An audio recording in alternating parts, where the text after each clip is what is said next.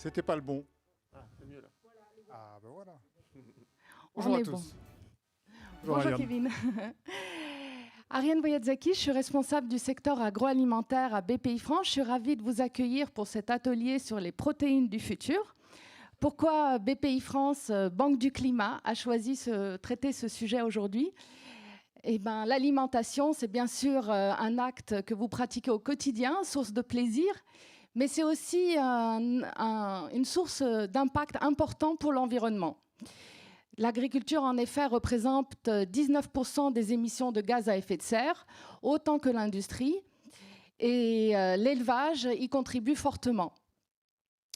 En plus, 70% des terres agricoles sont utilisées pour fournir de l'aliment pour le bétail.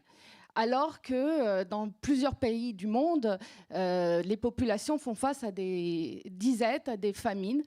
Donc, si on veut un développement plus durable, un accès à une alimentation de qualité pour tous, nous devons diversifier nos sources de protéines. Donc, BPI France a pris l'initiative de fédérer l'ensemble de l'écosystème des protéines du futur autour d'un livre blanc qui sera publié prochainement. Donc nous avons mené une enquête avec mes collègues de la direction Deep Tech et nous avons interviewé un grand nombre d'acteurs. Et donc ce livre blanc vous présentera l'ensemble de l'écosystème, des ressources pour les startups dans un objectif d'accélérer l'innovation dans le domaine, de favoriser des partenariats de recherche et in fine d'accélérer la transition écologique de notre alimentation. L'ensemble des acteurs ont répondu présent à cette invitation, que ce soit des petites, des grandes entreprises, des représentants de la recherche, du financement. Nous serons très heureux de vous présenter ce livre blanc. Et pour vous donner un avant-goût de ce livre blanc et illustrer la dynamique de la food tech française, je remercie l'ensemble des intervenants qui ont accepté de témoigner et Kevin Campus, fondateur de Shake Up Factory, qui nous fait le plaisir d'animer cette table ronde. Merci beaucoup, Ariane. Bon, bienvenue à tous.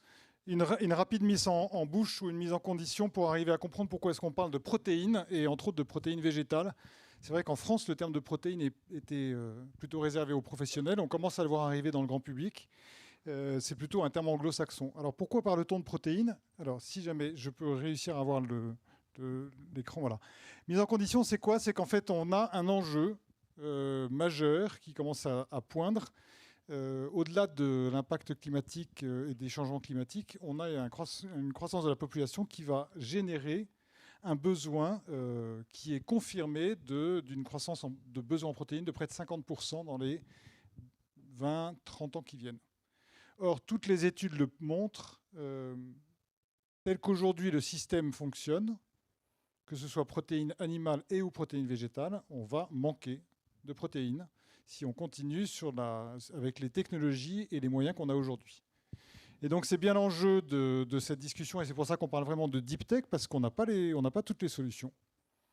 Et donc les intervenants qui sont ici vont nous aider à éclairer entre autres cette flèche rouge là, qui montre que si on tire le trait des besoins par rapport à ce qu'il est effectivement possible de faire avec les moyens qu'on a actuellement, il y a un gap majeur. Et donc, il ne s'agit pas d'opposer protéines animales et protéines végétales, mais plutôt de voir comment est-ce que les protéines végétales aujourd'hui vont devenir un relais et un complément aux protéines animales pour pouvoir en fait résoudre ce problème. Aussi, il est clair que l'alimentation doit gérer et doit tenir compte du fait qu'elle a un impact environnemental qui est majeur et que donc on doit combiner de manière assez schizophrénique par rapport à ce qu'on sait faire aujourd'hui, comment faire plus de protéines et comment être meilleur en termes d'impact environnemental. D'où la notion de deep tech. Toutes les études le montrent et le prouvent.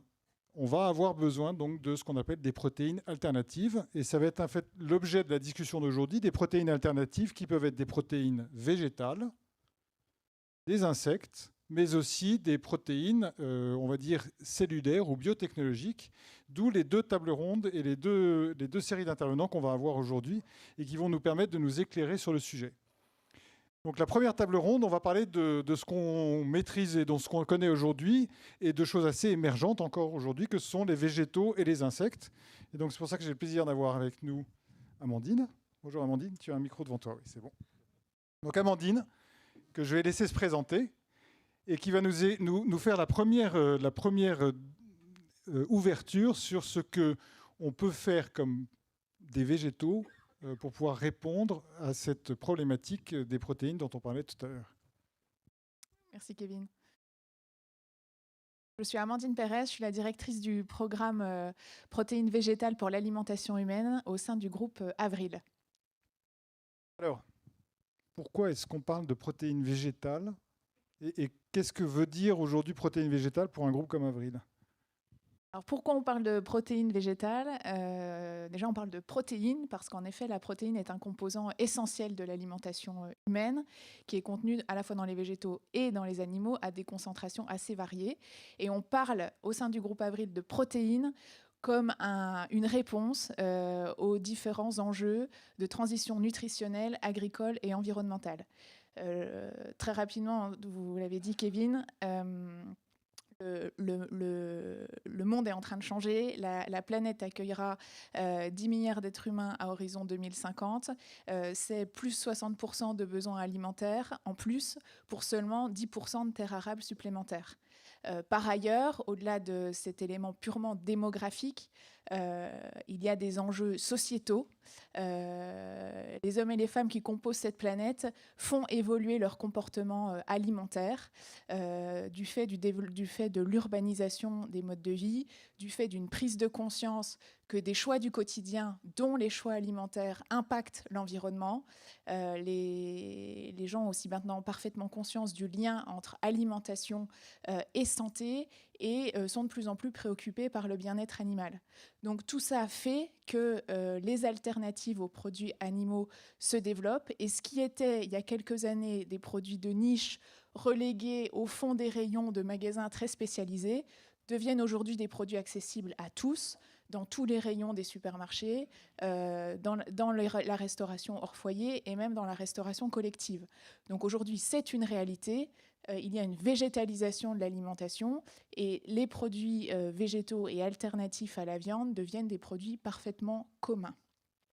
Le groupe Avril fait le choix de la protéine végétale pour adresser ces enjeux et accompagner ces transformations de la société. Notre conviction, c'est qu'il va y avoir une augmentation du besoin de protéines et répondre à cela implique une diversification des protéines. Il y aura les protéines animales, les protéines végétales, les protéines d'autres sources. Il y aura de la place définitivement pour tout le monde. Et cette question fait écho à cette campagne de communication qui, hasard du calendrier, a été lancée il y a à peine 48 heures par toute la filière oléoprotéagineuse.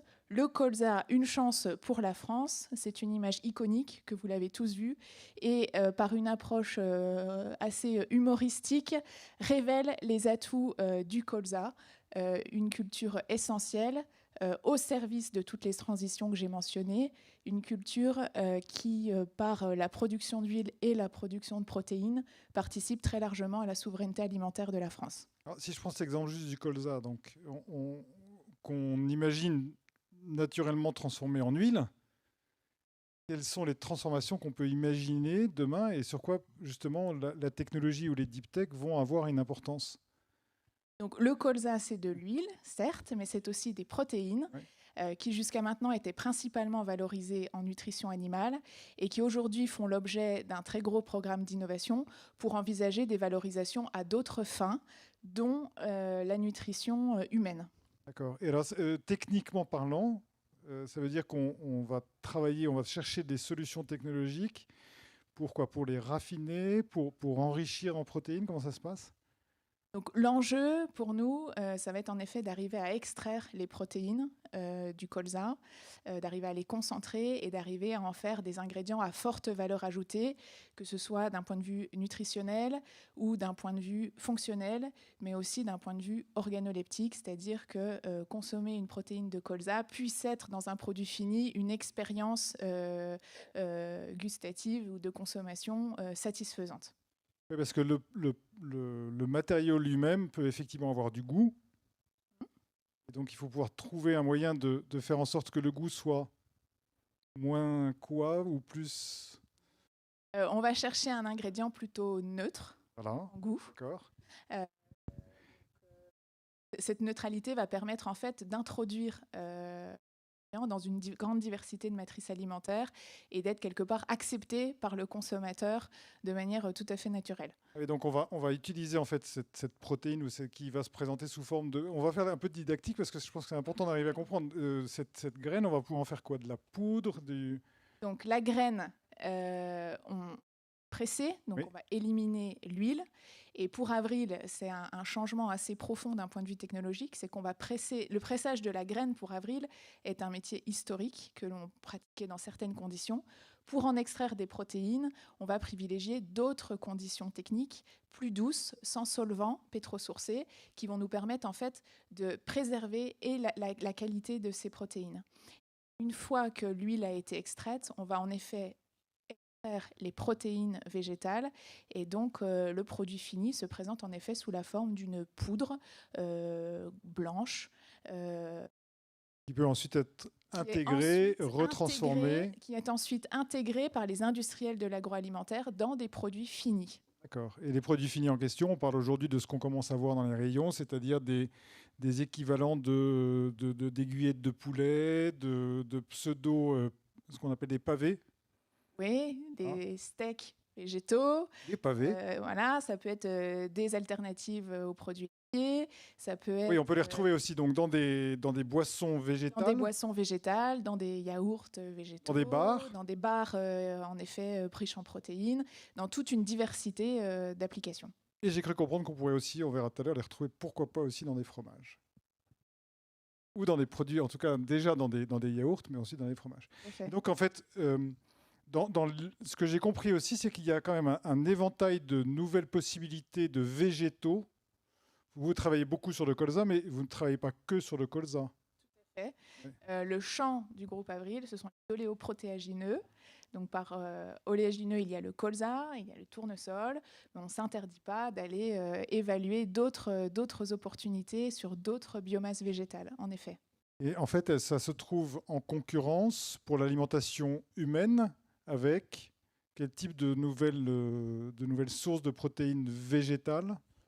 On n'estime pas qu'il y ait une concurrence, on pense qu'il y a une complémentarité. Oui. Chaque protéine végétale a ses particularités, qu'elles soient nutritionnelles, que ce soit dans la fonctionnalité qu'elles apportent dans le produit alimentaire, soit d'un point de vue organoleptique. Et quelque part, nos protéines ont certaines spécificités et se positionnent de manière complémentaire à d'autres protéines. Et alors là, je m'adresse à la responsable de la R&D. Et donc, c'est un changement de... C'est des nouveaux horizons pour des gens comme vous? Ce sont de nouveaux horizons, puisque le groupe a été créé en 1983 à l'initiative du monde agricole pour développer les secteurs des huiles et des protéines.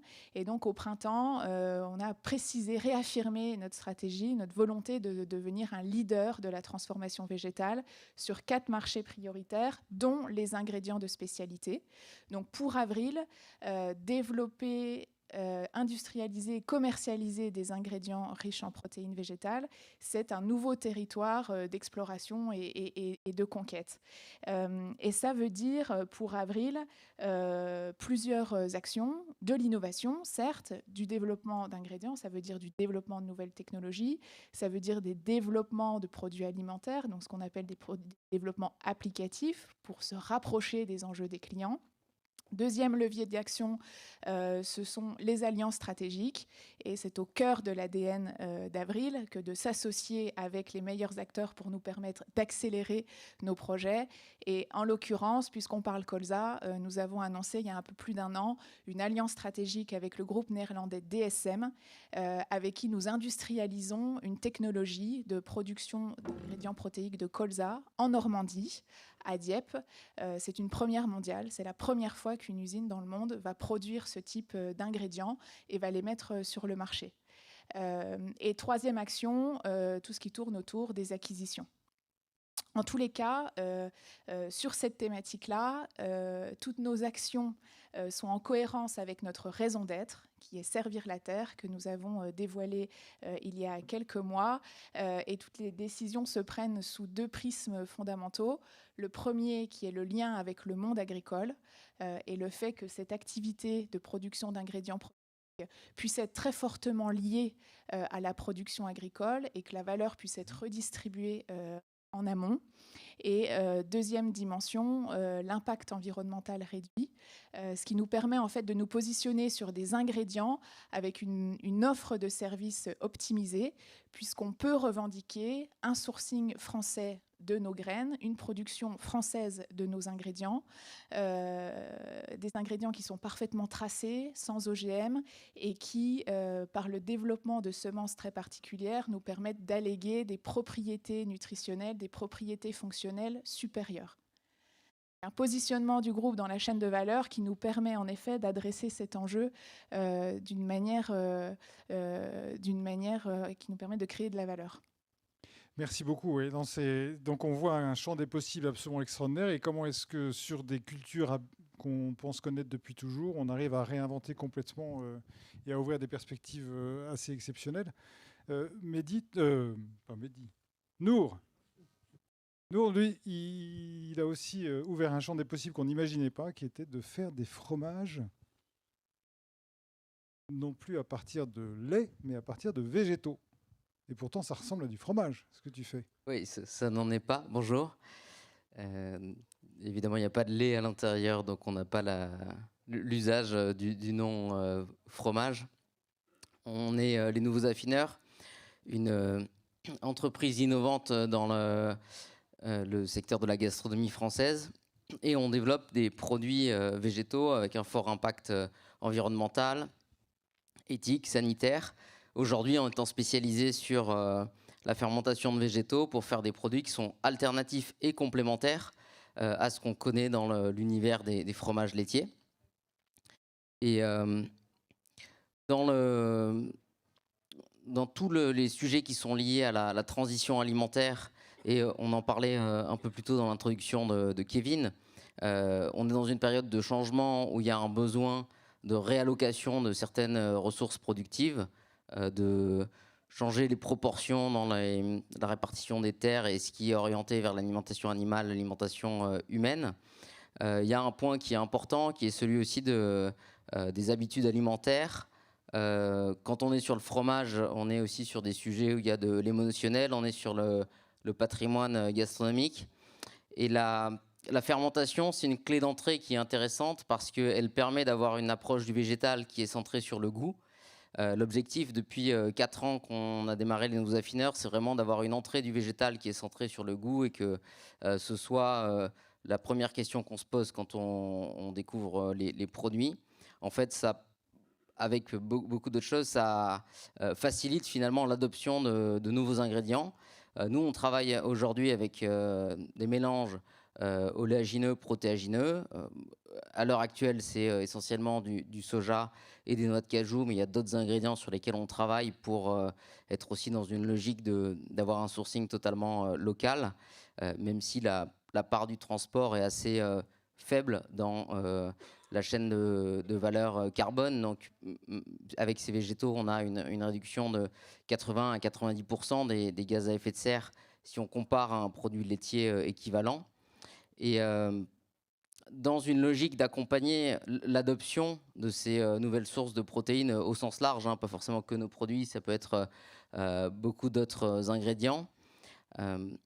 Moi, la conviction que j'ai, c'est qu'il faut que les produits soient bons, il faut qu'ils soient qualitatifs du point de vue nutritionnel et également du point de vue de la transformation, parce qu'aujourd'hui, ce qui domine le marché, dans le cas particulier des produits alternatifs au fromage, ce sont des produits ultra transformés, avec des listes d'ingrédients très longues, avec des bases de fabrication qui ont des qualités nutritives assez pauvres.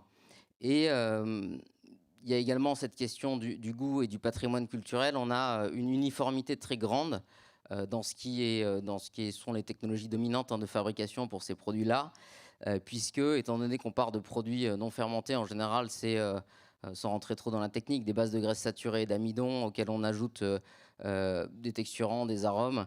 On dépend en fait de la production d'arômes de synthèse par des aromaticiens.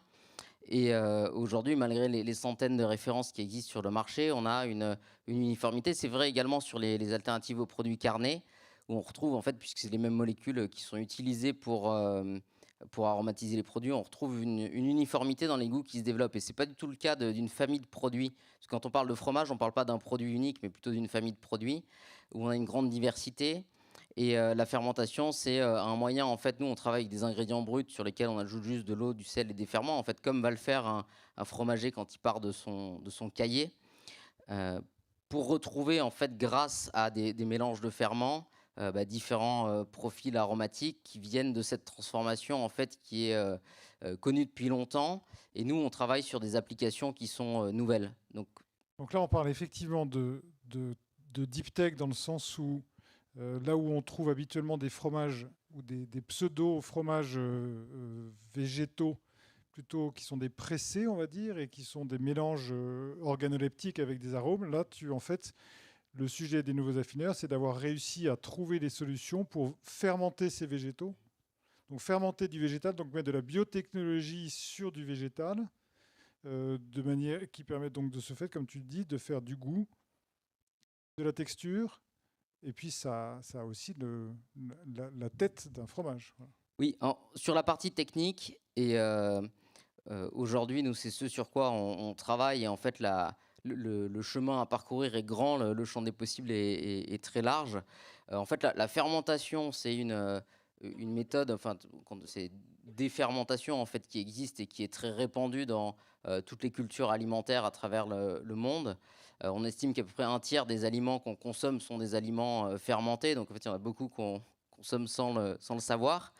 Les protéines sur lesquelles on travaille sont également connues, mais sur d'autres usages.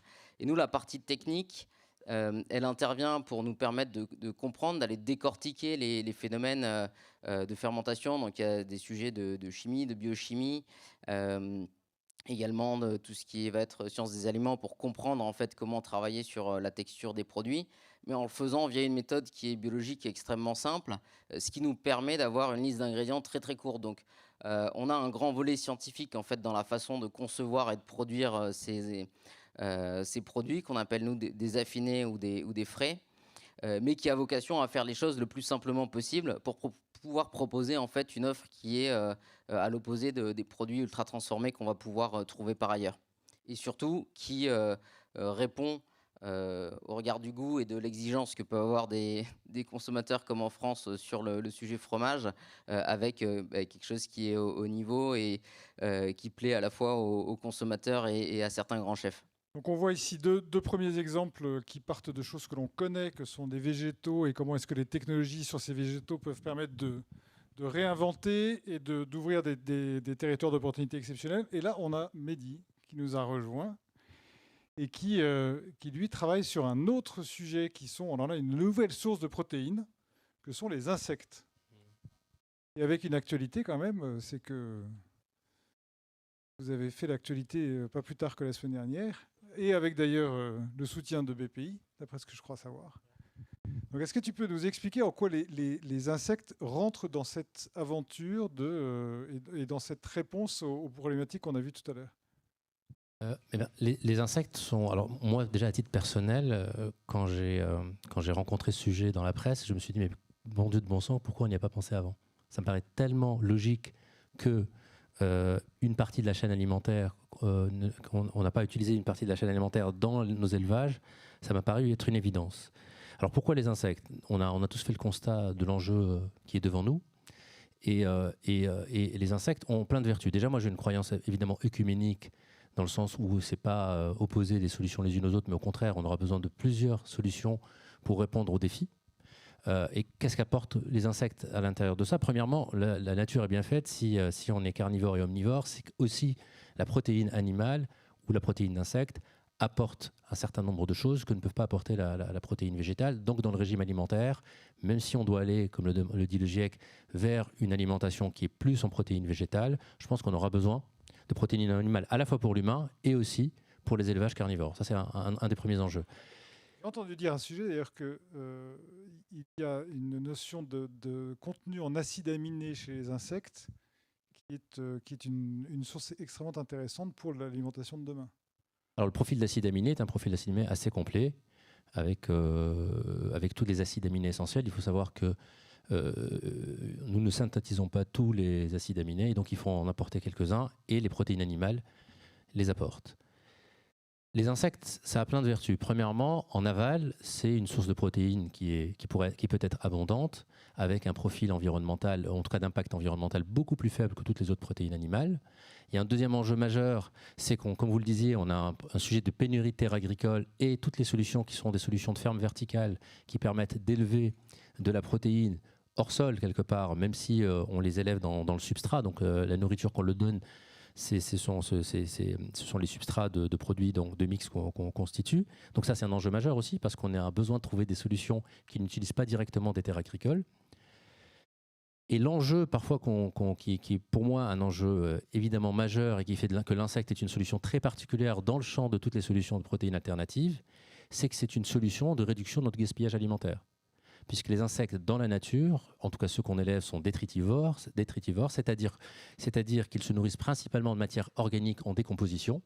Et donc ils ont pour rôle, ce n'est pas les seuls, mais ils ont pour rôle, un des rôles majeurs, de ramener en bas de la chaîne alimentaire l'ensemble de la matière organique. Parce qu'ils se nourrissent entre autres de ce qui n'est pas récolté dans les champs ou de ce qu'on appelle les coproduits de la production alimentaire. Exactement. Et donc, par exemple, si on prend la mouche soldat noire qu'on élève et la larve ne se nourrit que de produits en décomposition. Voilà. Donc, il faut absolument que le produit commence. Ou aussi, donc, l'implantation géographique. Exactement, dans le Grand Est. Et donc, ça, c'est un enjeu majeur parce qu'on a plein d'enjeux. On a l'enjeu aval sur le fait de produire des protéines, mais on a un enjeu majeur. Aujourd'hui, un tiers de notre production alimentaire est quand même du déchet ou des coproduits. Évidemment, on a de plus en plus de sources pour trouver de la valorisation de ces coproduits, mais on a un enjeu majeur de production, c'est trouver un usage à ces 1300 millions de tonnes de déchets annuels dans le monde, dont 5% vont à la méthanisation et 95% vont à l'incinération dans le monde. Et donc, il n'y a pas qu'un sujet aval, c'est une des rares solutions qui apporte aussi une solution au gaspillage alimentaire. Et en quoi est-ce que c'est un sujet qui est un sujet de deep tech ? Eh bien, je vous invite à commencer à élever des insectes. Justement, c'est ça ce qui est intéressant. Nous, ça fait 10 ans qu'on élève des insectes. On a élevé 3 espèces d'insectes. Moi, j'y suis dans l'aventure que depuis 3 ans. On a fait un virage stratégique quand j'ai rejoint l'aventure. Mais ça fait 10 ans qu'on fait de la R&D. C'est une R&D qui, au final, est peu modélisable. Donc, il y a beaucoup de processus itératifs et expérimentaux. Donc, ça demande énormément de temps.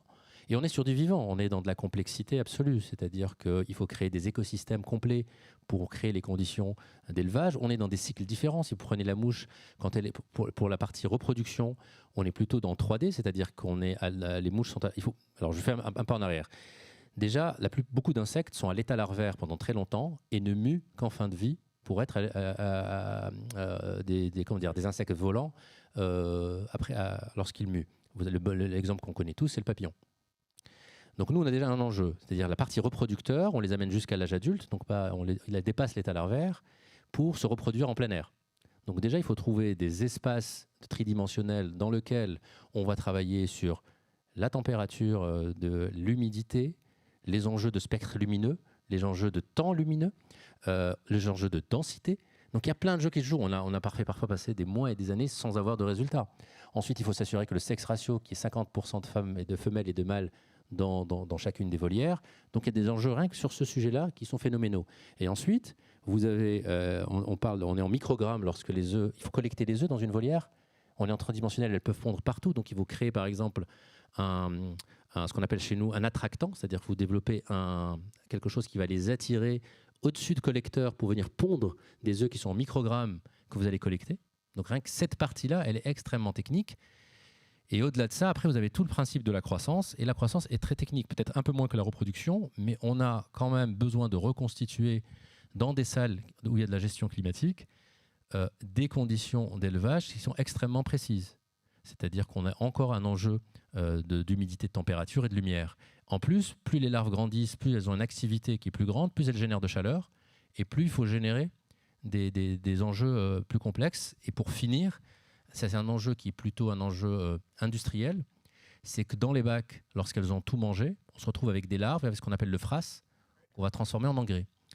Mais vous avez un autre enjeu technique, par exemple, c'est que plus elles sont dans un environnement humide, plus elles se nourrissent bien, plus elles bioconvertissent. Mais plus si votre frasse, à la fin, est trop humide, vous êtes incapable de séparer le frasse des larves. Donc il faut trouver aussi des courbes de température dans le temps pour pouvoir avoir le meilleur trade-off entre l'humidité que vous donnez pour qu'elle optimise la bioconversion, mais que de l'autre côté, avoir un frasse qui est suffisamment sec en fin d'élevage pour pouvoir séparer les larves du frasse. Voilà quelques exemples de la complexité du sujet dont on parle. Et là, on n'a fait que élever. Et là, on n'a fait que élever, on n'a pas encore transformé. Voilà. Et donc là, arrivent après les enjeux de transformation. Aujourd'hui, ce que je comprends des insectes, c'est qu'une très grande partie ou la grande majorité des débouchés qui sont confirmés ou déjà engagés sont des débouchés pour ce qu'on appelle l'alimentation animale. Vous avez d'ailleurs été un pionnier. Alors, parce que avant même de parler des débouchés, il y a un autre élément qui est déjà, est-ce qu'on a le droit d'en produire? Est-ce qu'on a le droit d'en manger? Alors, oui. Alors, ça dépend. On parle d'alimentation animale ou humaine, là? Des deux. Les deux. Sur l'alimentation animale, la réglementation est maintenant très, très claire en Europe. Depuis 2017, on a le droit de commercialiser en aquaculture et pour les animaux domestiques. Et depuis quelques mois, sur la volaille et le porc. Donc là, la réglementation est très, très claire. Il reste un enjeu pour nous. Je peux comprendre que vous y étiez... Pas pour rien. Oui. Pas nous à titre personnel. On a un syndicat l'IPIF qui travaille extrêmement bien et qui est européen et qui travaille très très bien pour faire avancer notre industrie. Et après, sur le plan humain, c'est très différent. Sur la partie humaine, on est dans une logique différente. On est sur les novel foods. C'est-à-dire que chaque entreprise doit déposer son propre dossier qui reprend évidemment ses propres pratiques d'élevage et des études de toxicologie sur l'espèce sur laquelle elle travaille. Et nous, on est la première entreprise en Europe à avoir eu l'autorisation de commercialiser le ténébrio, qui est un autre insecte, pour l'alimentation humaine.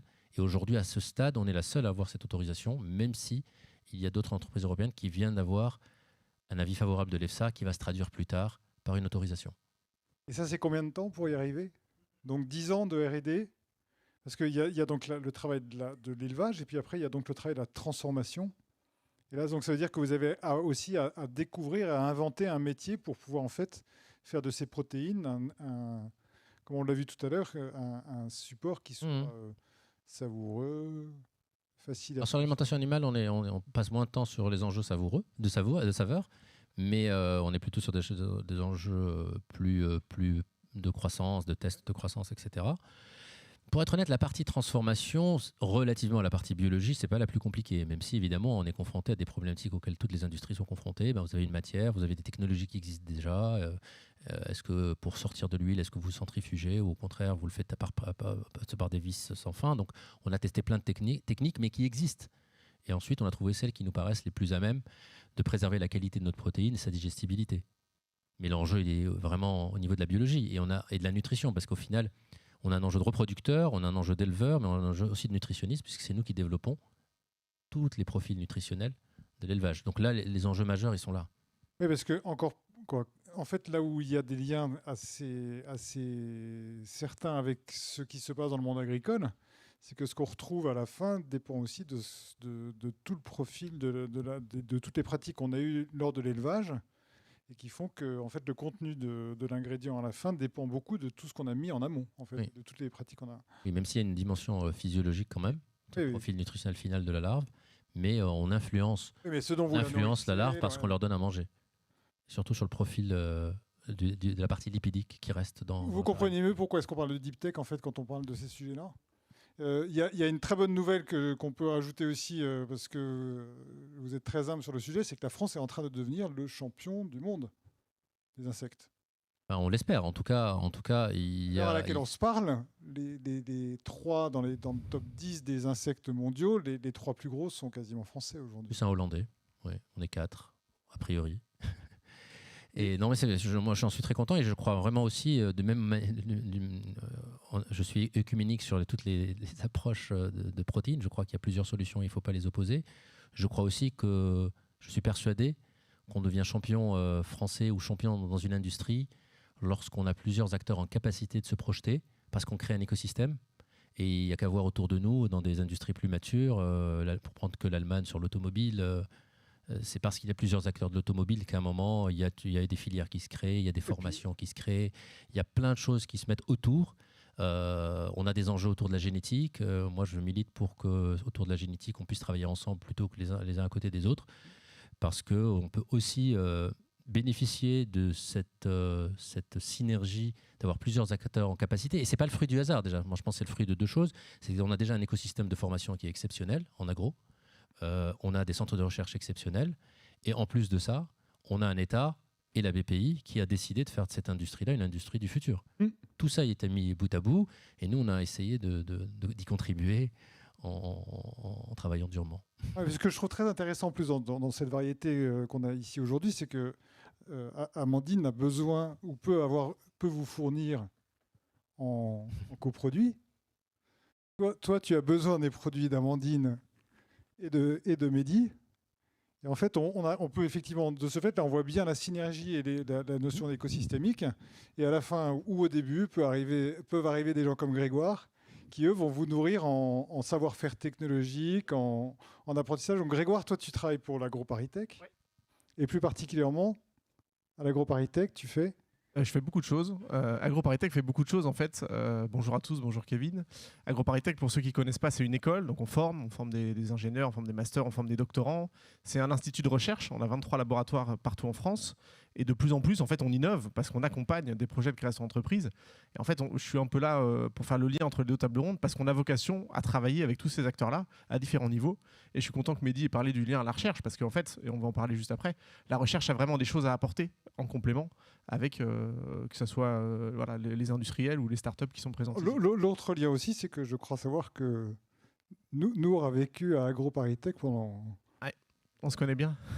on a démarré dans les labos de Massy, au Fooding Lab, avant d'installer notre propre site pilote il y a quelques mois. Ouais, alors c'est vrai qu'on connaît bien nous, on connaît bien Mehdi parce qu'on en parlait juste avant le début de la table ronde. Il y a des thèses en cours en ce moment entre AgroParisTech et Agronutrice. Voilà, on connaît un peu Gourmet, on en reparlera tout à l'heure. On s'est raté, mais on se rattrapera la deuxième fois. J'ai fait pour commencer un petit exercice qui était, alors j'ai un peu été aidé. J'ai essayé de lister un petit peu ce qui existait déjà en termes de structures qui travaillent sur les protéines alternatives. Ça, c'est un peu le panorama en janvier 2018. Alors c'était il n'y a pas très longtemps. Hein. Il n'y avait pas beaucoup d'acteurs. On a refait le même exercice. En juillet 2020 à l'échelle mondiale, hein. C'est complètement dingue. Hein. C'est-à-dire que alors vous les voyez en bas, hein, ceux qui étaient déjà là en 2018. Mais en septembre 2021, tu as encore doublé. Je ne l'ai pas fait, j'avoue. Alors, si vous voulez m'aider pour faire celle de septembre 2021, on le fera ensemble. Je pense qu'il y en a encore plus. Mais c'est vraiment un marché qui explose. Il y a beaucoup d'acteurs. Et là aussi, je suis assez d'accord et même complètement d'accord avec ce qui a été dit. On a besoin de ces acteurs-là. C'est des acteurs qui il y a une émulation positive avec tout ça. Voilà. Donc c'est vraiment important d'avoir cette multitude d'acteurs pour répondre à ces enjeux qui vont nécessiter plein d'approches différentes. Et c'est aussi des choses dont on va parler après. Tu l'as dit, Kevin, hein, il y a plusieurs sources de protéines aujourd'hui alternatives. Alors, voilà, elles sont listées ici. Je ne vais pas les redécrire parce qu'on en les a déjà présentées.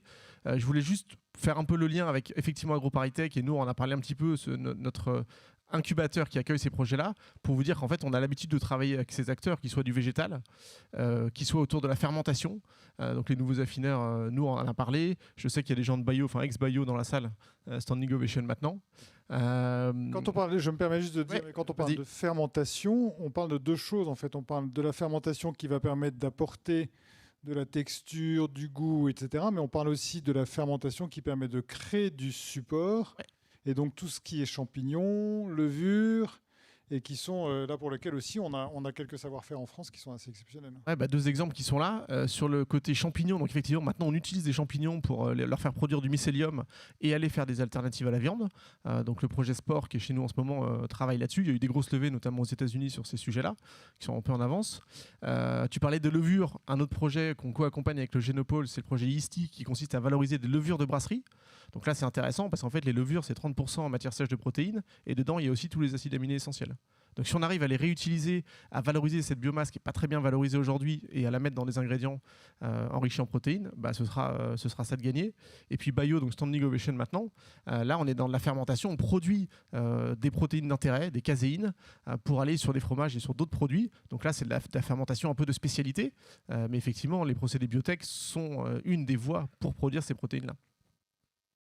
La fameuse caséine. Oui, tout à fait. Les insectes, on en a déjà parlé, hein, on en a accompagné quelques-uns là-dessus. On a pas mal de collaborations de recherche sur ces sujets-là. Sur les algues, on n'en parle pas beaucoup aujourd'hui, je crois qu'on n'a pas d'intervenants là-dessus, mais il faut savoir que ça se développe, on a de plus en plus d'acteurs, que ce soit la spiruline, que ce soit des microalgues ou même des macroalgues. On se rend compte qu'il y a des vertus nutritionnelles et aussi des vertus en termes de texturation, etc., qui sont intéressantes. L'agriculture cellulaire... Et une variété absolument exceptionnelle, parce que j'ai découvert que sur les microalgues, il y a près de entre 30 et 45 000 variétés à découvrir ou à comprendre, donc un champ des possibles et un répertoire qui est absolument incroyable. Oui, et puis on va dire qu'en France, on a quand même la matière première qui va bien. Alors c'est vrai que quand on parle d'algues vertes, ça fait un peu peur avec ce qui se passe en Bretagne. N'empêche que c'est une biomasse qui est abondante, qu'on peut valoriser et qui a un intérêt pour aller vers des protéines alternatives. Donc voilà, il y a beaucoup de projets en cours là-dessus. Et sur le volet agriculture cellulaire, alors j'ai mis Gourmet dans un écosystème un peu agroparitech parce qu'on s'est raté, je l'ai dit il y a quelques temps.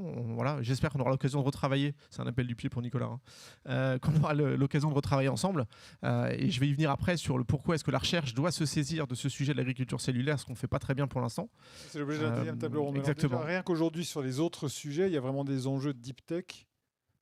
Ouais, alors pour faire la transition sur effectivement les enjeux, il y a 4 défis importants. Ça a été identifié dans le livre blanc, donc je ne spoil pas vraiment, qui va être publié par la BPI. Mais en gros, le défi réglementaire, on en a un petit peu parlé, sociétal aussi. Le défi financier, bon, bah voilà, on en parlait aussi ce matin lors d'autres tables rondes. Il va falloir lever de l'argent. On a des grosses levées en ce moment et ça, c'est très positif pour l'écosystème français. La food tech, c'est un des secteurs qui lève le plus en ce moment en France. Donc ça aussi, c'est positif. Ça veut dire qu'on a des investisseurs. On a de plus en plus d'ailleurs d'investisseurs qui se lancent là-dessus. Donc ça, c'est intéressant. Et moi, je vais insister un peu sur le défi technique et industriel, parce qu'on parle de deep tech. Il y a toute la problématique de la montée en échelle qui va être importante. Je ne vais pas rentrer dans le détail, rassurez-vous, ça c'est mon côté académique. Mais pour vous dire que par rapport aux technologies qui existent aujourd'hui, il y a pas mal d'enjeux, que ce soit des enjeux de texture, que ce soit des enjeux organoleptiques, des enjeux nutritionnels, des enjeux aussi de scale-up ou de passage à l'échelle, et de prix évidemment. Et en fait, on voit qu'il n'y a pas une techno qui l'emporte sur les autres. Il y a toujours des verrous et on va dire des limites à ces process-là qui existent. Alors l'extrusion, qu'elle soit sèche ou humide, a quand même encore des choses sur lesquelles il faut qu'elle progresse. La fermentation a beaucoup d'avantages. Bon, il y a la question de la fibre. Quand on veut aller sur des pièces de viande ou de poisson, il va falloir avoir des fibres d'assez grande taille, il va falloir les aligner. Ça, c'est compliqué avec la fermentation aujourd'hui. L'agriculture cellulaire, on va en parler juste après, donc on aura l'occasion de revenir sur ces points. Mais une des questions, ça va être celle de la montée en échelle. Pas forcément simple. Celle du prix aussi, parce qu'aujourd'hui, parce qu'on n'a pas fait cette montée en échelle, c'est compliqué de se projeter et de savoir si on va être compétitif ou pas. Et puis, voilà, l'impression 3D, on n'en parle pas beaucoup aujourd'hui, mais c'est des choses qui arrivent. Est-ce que tu pourrais revenir à ton slide précédent, parce que j'aimerais poser une question à Amandine par rapport à tous ces défis là qu'on voit ici. Quel est aujourd'hui celui qui est le plus complexe à relever pour un acteur comme Avril? Moi, je vais répondre qu'il y en a 2. Oui. Il y a un premier défi qui est financier, et on l'a mentionné, Mehdi l'a mentionné, c'est le financement de la première unité industrielle, qui est généralement un verrou assez fort, parce qu'on est dans une industrie capitalistique. Financer le premier démonstrateur, la première petite usine, ça coûte très cher, et on se rend compte qu'il n'y a pas toujours énormément de solutions à disposition. Je souligne aussi le fonds SPI qui a très fortement contribué à soutenir le groupe Avril dans son projet en Normandie d'industrialisation de la protéine de colza. Mais j'ai tendance à penser qu'on aurait besoin de multiplier ce type d'outils. Parce que l'investissement en R&D ne suffit pas. Non, l'investissement en R&D ne suffit pas. Il y a ce qui se passe à l'échelle laboratoire, mais généralement, entre le laboratoire et l'usine, on a un intermédiaire qu'on appelle un pilote, un démonstrateur, une mini-usine. Et cette étape est absolument essentielle pour garantir le succès du projet. Et ces financements sont lourds et généralement, ils ne rapportent pas grand-chose à l'entreprise. Donc c'est une vraie prise de risque qui est pourtant je vois que Mehdi sourit. Donc ça, c'est le premier enjeu. Et le risque de ne pas trouver de financement pour ces premières unités, c'est tout simplement que des projets industriels s'enlisent ou qu'ils aillent se faire à l'étranger. Ouais. Ça, c'est un premier risque. Je pense que le deuxième défi à relever, c'est l'enjeu de la taille critique. Parce que pour répondre aux enjeux des acteurs de l'agroalimentaire, des géants de l'agroalimentaire, il faut être en capacité de répondre sur la quantité, sur la qualité. Et nécessairement, il y a besoin d'une certaine taille critique, ce qui veut dire en effet bâtir des écosystèmes, on l'a mentionné tout à l'heure, et surtout créer des chaînes de valeur qui intègrent la génétique, la production, la première transformation, la seconde transformation. Et là, les financiers ont tout à fait leur place, qu'ils soient publics ou qu'ils soient privés. Et cette masse critique, elle permet avant tout d'aller à l'international. Et définitivement, en France, on a tous les leviers pour réussir. Mais la France reste un petit pays pour un marché complètement mondialisé. Donc, il faut avoir les pieds bien ancrés sur le local, mais définitivement l'esprit très international. Alors toi, Mehdi, les enjeux sont les mêmes ? Alors moi, c'est paradoxal parce que je vais parler du défi financier alors qu'on a réussi à faire une très belle levée, mais j'en tire quand même quelques leçons. Alors il y a celui-là et je dirais pour être différent, c'est je dirais le défi réglementaire. C'est-à-dire si on se met à l'échelle de la nation, c'est quand l'État veut, et évidemment, je considère que le travail qui est fait est phénoménal et extraordinaire. Ceci étant dit, on peut être meilleur. Et moi, je pense que parfois, il y a un manque de synchronisation entre la volonté financière de l'État, la volonté politique et le cadre réglementaire, qui va beaucoup plus lentement et qui parfois est très compliqué dans l'accompagnement. Et même, je pense que les politiques peuvent se retrouver eux-mêmes dans leurs propres contradictions de ce point de vue-là. Et d'un point de vue financier, si on rentre dans le détail, même si on a réussi à avoir un très beau financement, je dirais qu'il manque peut-être un outil à la BPI, c'est l'accompagnement dans les startups industrielles des banques. C'est-à-dire qu'autant en equity, évidemment, il y a des trous de marché et la BPI remplit le marché et c'est en train de se réduire parce qu'en gros, les gens qui font du venture, ils ne savent pas gérer de l'actif et les gens qui font de l'actif, ils ne savent pas faire de l'early stage. Donc il y a un moment, nous, on est toujours tout le monde s'intéresse à nous, mais on est hybride. Et donc cette hybridation rend le financement complexe. Il y a de plus en plus d'acteurs qui arrivent. La BPI fait son rôle en ayant aussi des fonds qui arrivent à rentrer dans ces trous de marché. Ceci étant dit, comme on est aussi dans des startups industrielles, on a besoin de financement bancaire. En tout cas, on peut aussi adosser ces financements de projets à des financements bancaires. Et là, les banques, même si à la fin, elles nous ont suivis, mais sans trahir de secret, ça a été la part d'instruction qui a été la plus longue, alors que ce n'était pas ce que j'aurais pensé. Et c'est lié au fait qu'elles ont envie d'aller dans ces nouveaux projets, mais qu'elles ne savent pas les gérer en termes de risque. Et dans un comité de crédit, on a parfois des très mauvaises surprises parce qu'ils n'ont pas l'habitude. Et je pense que là, il y a un travail à faire, non pas que d'amener de l'equity ou des fonds de fonds, mais aussi voir comment on peut apporter à des niveaux plus élevés de la garantie bancaire, voire de l'emprunt pour les startups industrielles. Je me permets, parce que comme j'ai une expérience autour de ça, de voir le panel des choses qu'il faut mettre en œuvre. C'est quoi ? Je veux dire, on est là aussi pour justement contribuer à la réflexion. Alors toi, tes enjeux dans ces quatre-là ? Sur la partie financier et technique, l'enjeu pilote est vraiment important. Nous, on a démarré en phase labo dans les locaux d'AgroParisTech, ce que Grégoire disait à l'instant, et je ne peux que appuyer ce que vient de dire Amandine, dans le sens où maintenant, nous, on a dû se battre un peu aussi dans la recherche de financement pour convaincre des gens que c'était une bonne idée d'aller faire un pilote et de garder en fait l'ensemble de la chaîne de valeur en interne, parce qu'au départ, les acteurs du capital risque, beaucoup disaient que voilà, c'était pour eux pas une stratégie cohérente, en tout cas d'aller mettre du risque dans des financiers, dans des capex, avant d'avoir déjà du CA et l'activité.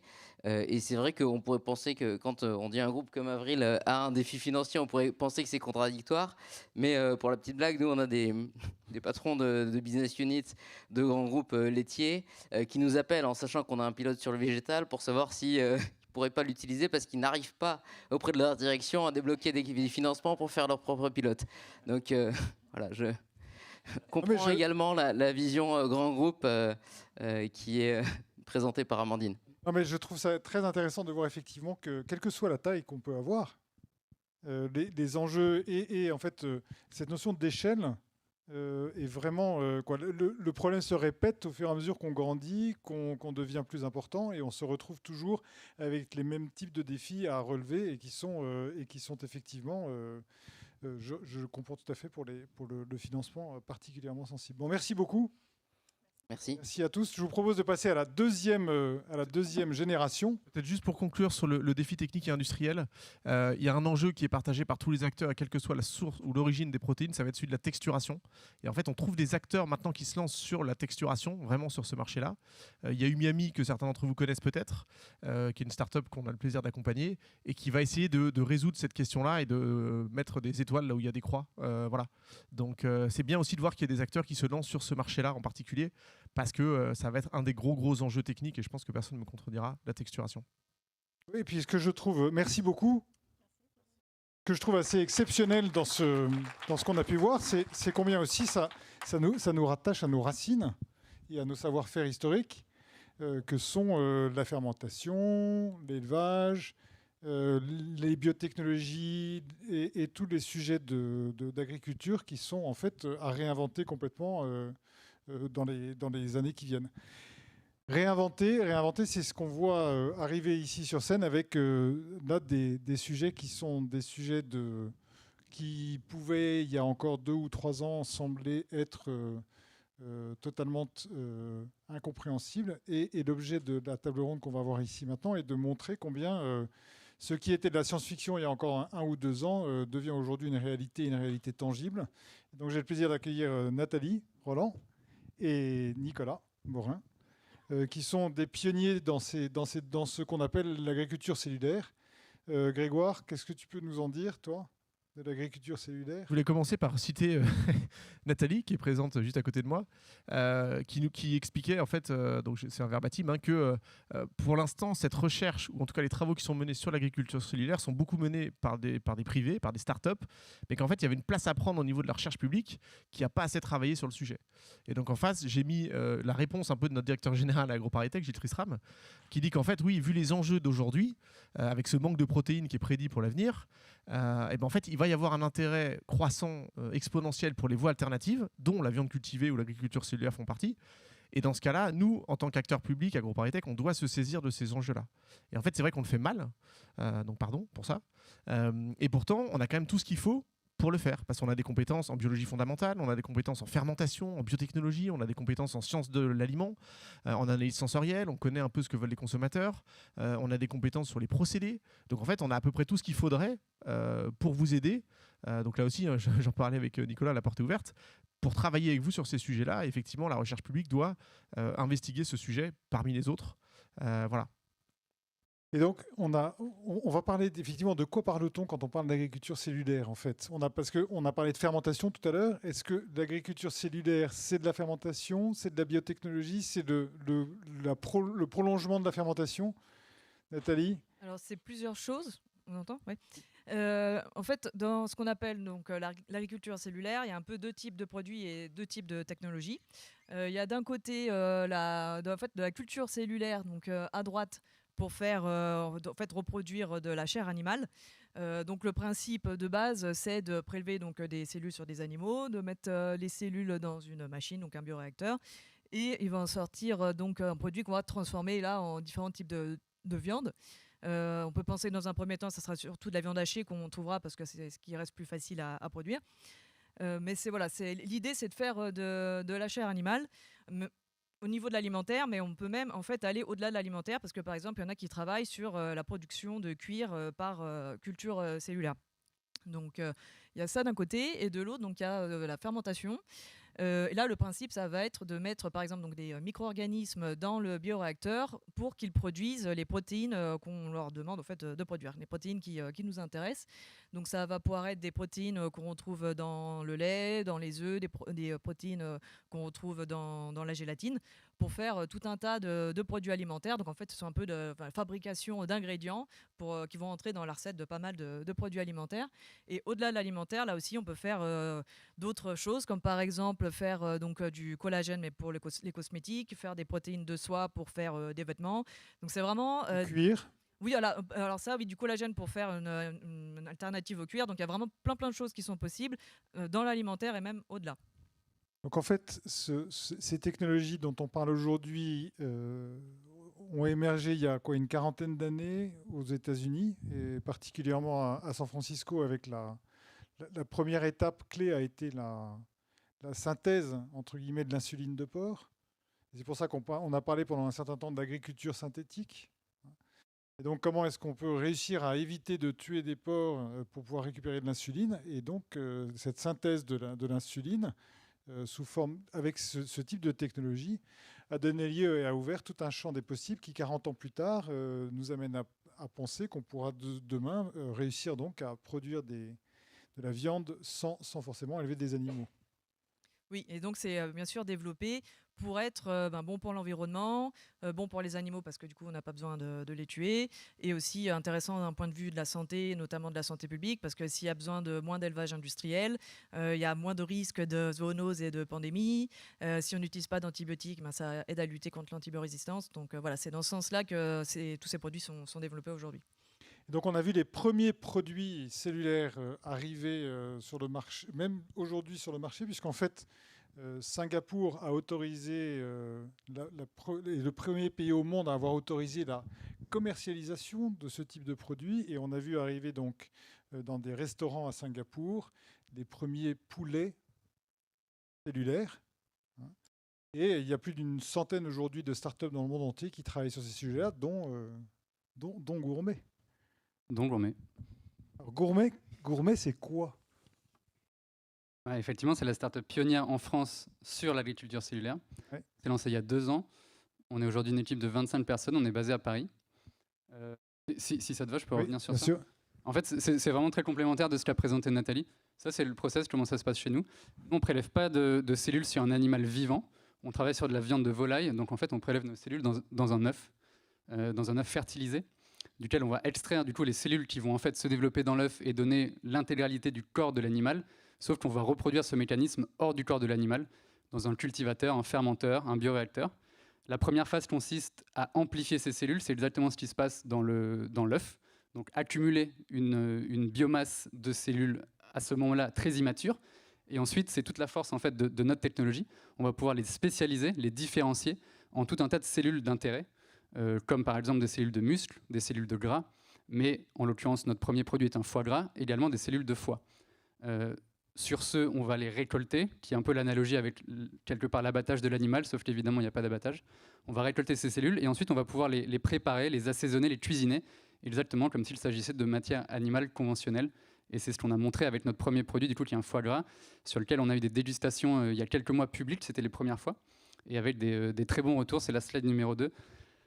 Et voilà, il y a quelques verbatim de la presse qui a été assez surprise, en fait, vu que c'était encore une fois nos premières dégustations publiques, on avait pas mal de pression, mais le produit a été assez apprécié. Donc on a démarré sur ce produit-là pour montrer aussi que l'agriculture cellulaire, c'était pas limité aux nuggets, aux saucisses, à la viande hachée, mais qu'on pouvait vraiment faire des expériences sophistiquées, des expériences gastronomiques, culinaires, avec cette technologie-là.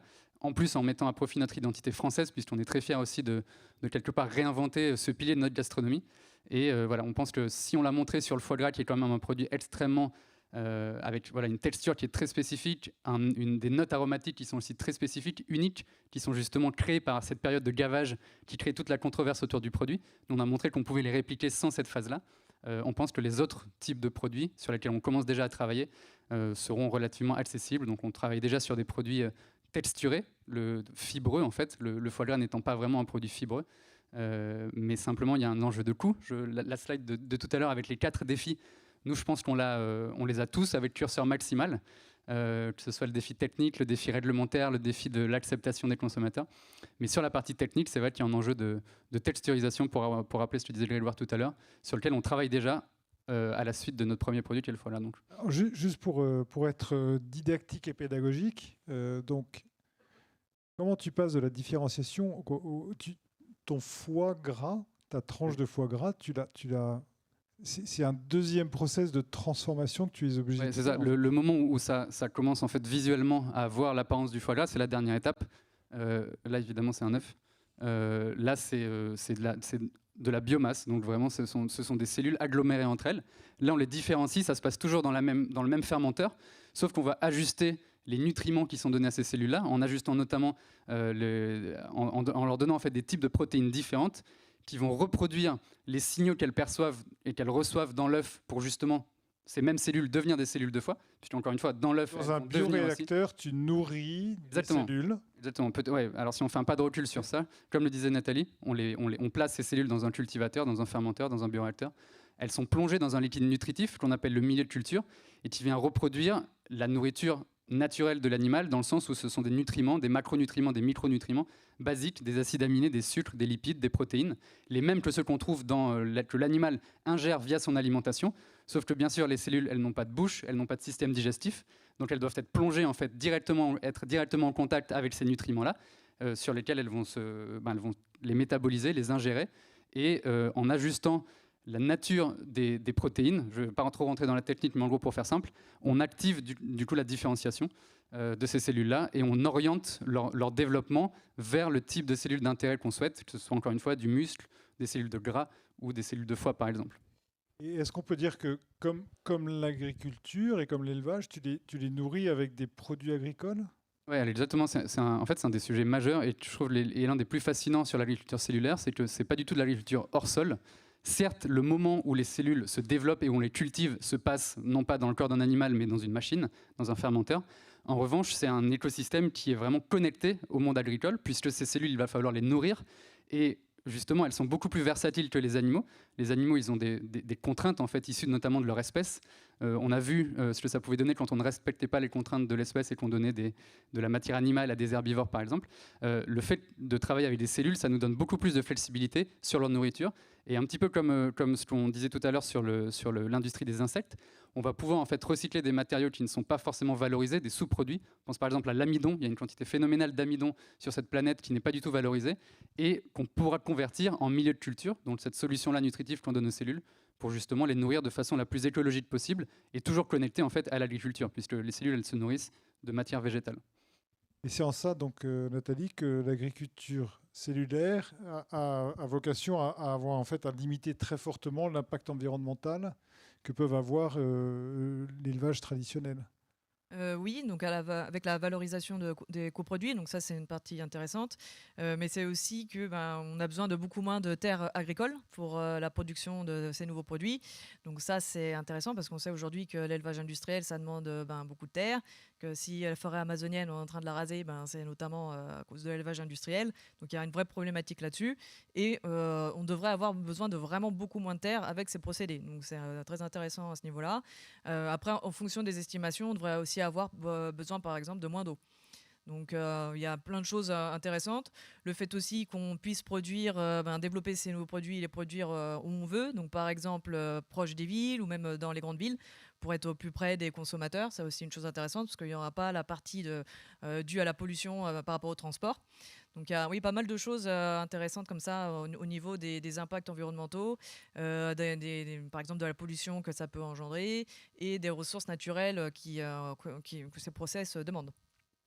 Et c'est absolument passionnant. Et alors, les liens sur la partie espace, c'est absolument dingue et je pense que ça doit être couplé en fait à une réflexion sur qu'est-ce qu'on fait des terres qui seront libérées. Et justement, on avait des discussions récemment avec des personnes de la Commission européenne qui sont chargées de travailler sur ces sujets-là et qui voient dans l'agriculture cellulaire une opportunité justement de coupler en fait leur travail pour que les terres qui seraient libérées par justement la non-présence d'animaux d'élevage soient repositionnées pour justement faire par exemple de la capture, de la séquestration de carbone. Et là, en fait, on peut commencer à créer vraiment des systèmes extrêmement vertueux où l'agriculture cellulaire, à la fois, est beaucoup plus frugale et à la fois va permettre la libération de terres qui peut être utilisée à plein d'autres usages que de produire de la nourriture de façon pas très efficiente quand même pour justement accélérer la lutte contre les dérèglements climatiques, bien sûr. C'est hyper intéressant ce que tu dis parce que cette question de l'impact carbone, en fait, elle se pose pour l'agriculture cellulaire. Mais si on prend en compte la libération de ces terres-là et qu'on envisage effectivement d'aller séquestrer du carbone, on commence à se dire que voilà, ça peut être une réponse hyper intéressante. C'est un argument qui peut être opposé ou qui l'est par certains sur l'agriculture cellulaire, c'est cette question d'impact carbone. Ça n'a pas encore été montré. Voilà. Mais avec ce que tu dis, je trouve ça que c'est un argument supplémentaire à apporter dans la balance, quoi. Sur l'impact environnemental, en fait, ça n'a pas été montré parce qu'à date, il n'y a aucun point de production sur Terre d'agriculture cellulaire. Donc pour l'instant, on peut que se baser sur des projections. Ce foie gras, tu ne l'as pas encore fait à l'échelle industrielle. Complètement. Voilà. Non. Donc on travaille à l'échelle de la paillasse en fait encore. Donc là, on est en train d'installer notre premier point de production pilote dans Paris, justement pour rebondir sur ce que Nathalie disait, avec l'enjeu de montrer qu'on peut produire au plus proche des assiettes. Mais clairement, on n'est pas encore à l'échelle industrielle. Tout est approuvé et justement, l'un des défis techniques demeure quand même.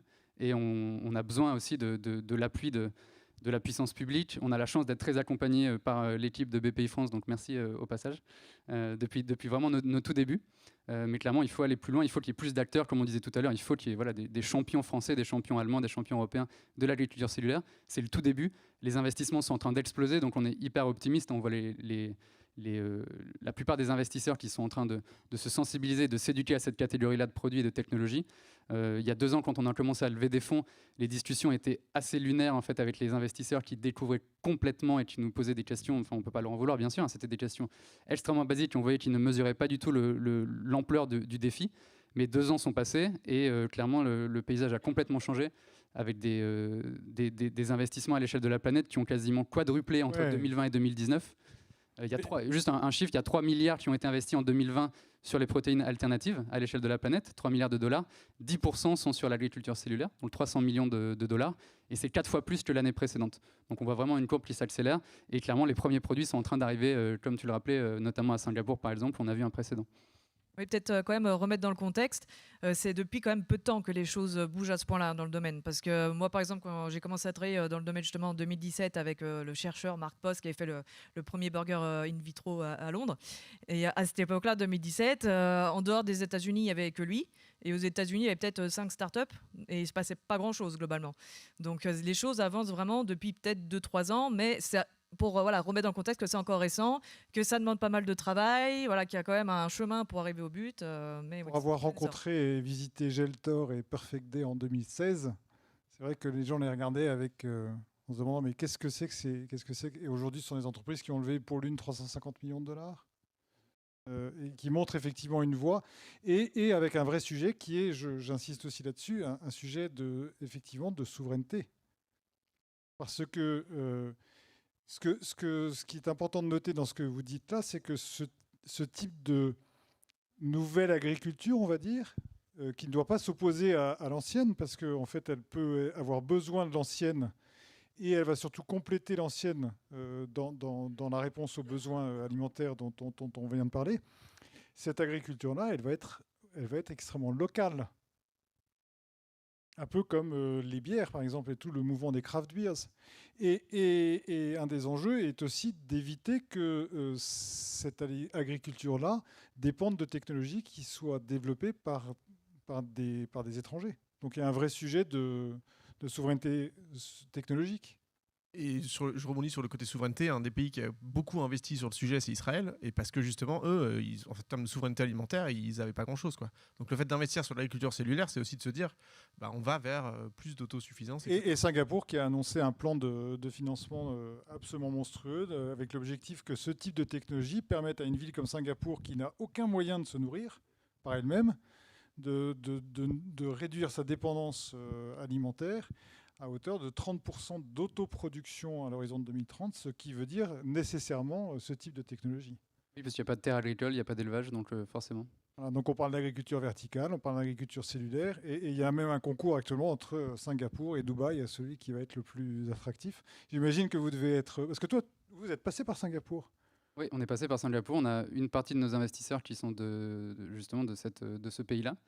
Et c'est des pionniers de manière assez pragmatique, comme on le disait, pour cette raison-là.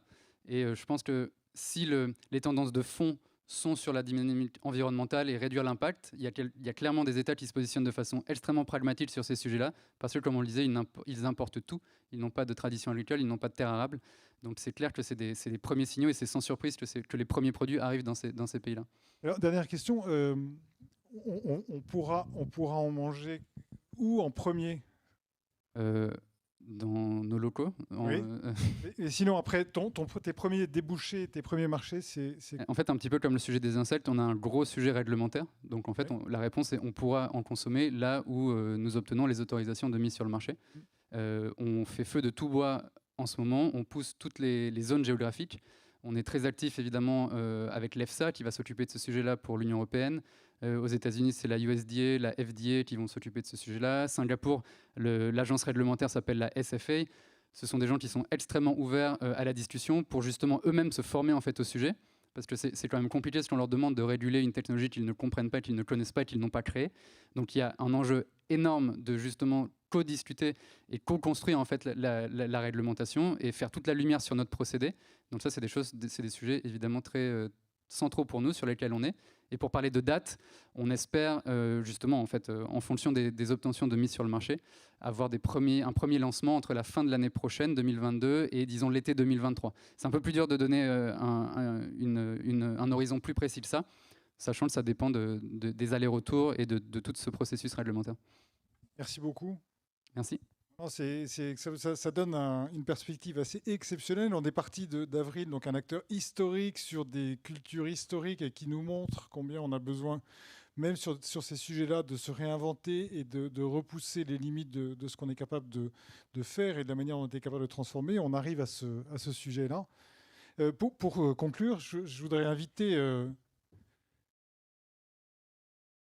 Antoine à venir en fait faire cette conclusion de quels sont les enjeux et les opportunités en fait pour un acteur et pour un pays comme la France.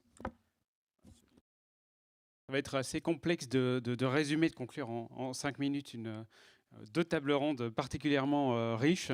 Donc Antoine Peter, je suis le délégué général de Protéines France et le DGA d'IAR qui anime Protéines France. Je ne vais pas vous présenter Protéines France, vous avez les informations à l'écran.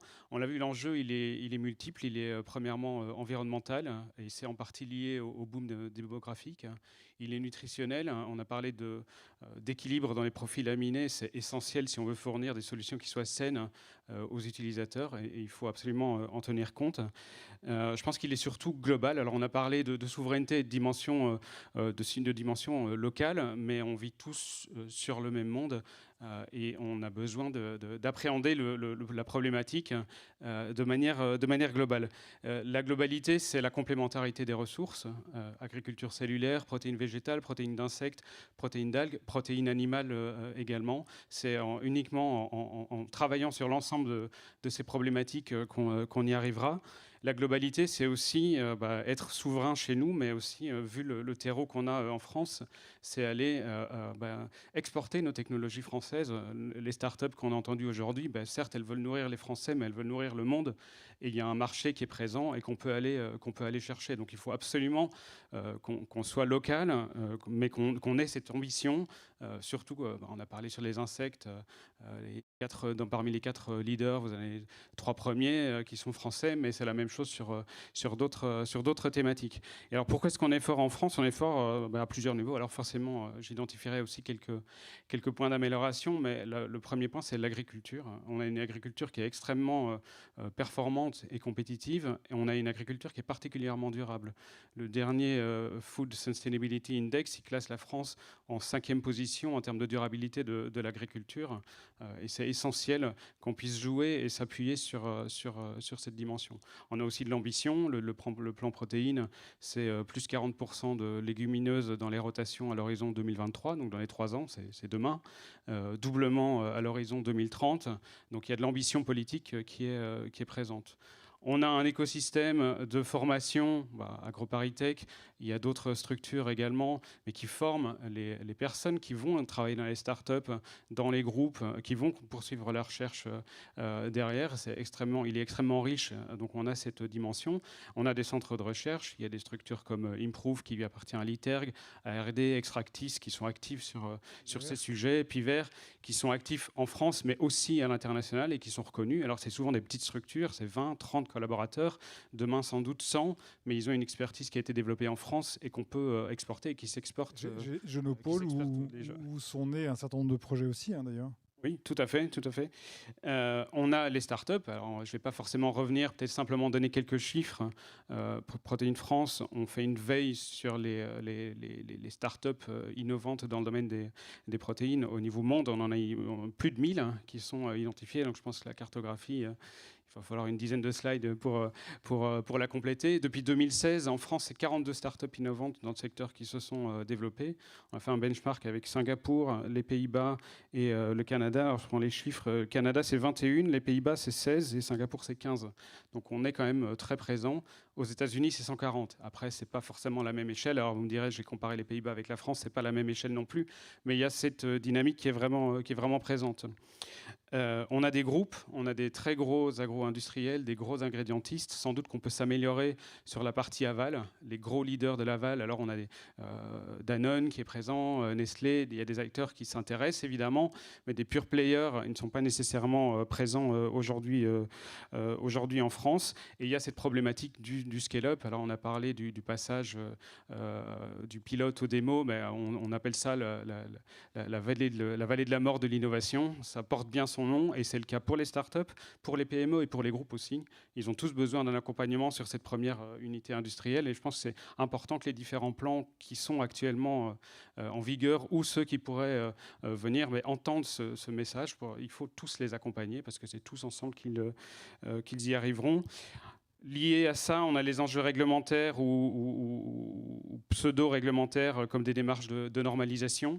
Il y a des démarches de normalisation autour des protéines végétales qui s'initient avec la FNOR dans une ambition française, mais surtout dans une ambition mondiale. Et je pense que c'est très clairement une voie à poursuivre pour marquer davantage l'avantage compétitif français qui est actuellement présent. Si on définit les normes, on aura le marché de demain. On n'est pas seul, hein. Les Canadiens étudient la question, les Chinois également. Et donc il y a un vrai enjeu de souveraineté, mais aussi pour garantir la possibilité qu'on puisse exporter nos solutions. On a beaucoup parlé du novel food, je ne vais pas nécessairement revenir. Il y a la problématique du positionnement, de l'identification des produits, notamment la question des dénominations. Je ne vais pas m'attarder sur le sujet. Ça fait encore beaucoup d'enjeux. D'enjeux à adresser. Le principal, c'est ce qu'on a vu en fait, c'est qu'on a aujourd'hui quasiment tout est prêt pour répondre à tous ces enjeux avec un enjeu d'écosystème. À animer, de collaboration à accélérer pour pouvoir permettre effectivement de nous doter et nous permettre de conserver l'avance dont on a besoin. Je pense que le train n'a jamais été aussi proche pour la France en fonction des différents secteurs et que ce serait dommage de le rater ou de descendre maintenant en fait, parce qu'on est dedans. C'est pas qu'on le rate, c'est qu'on est dedans et qu'il faut poursuivre.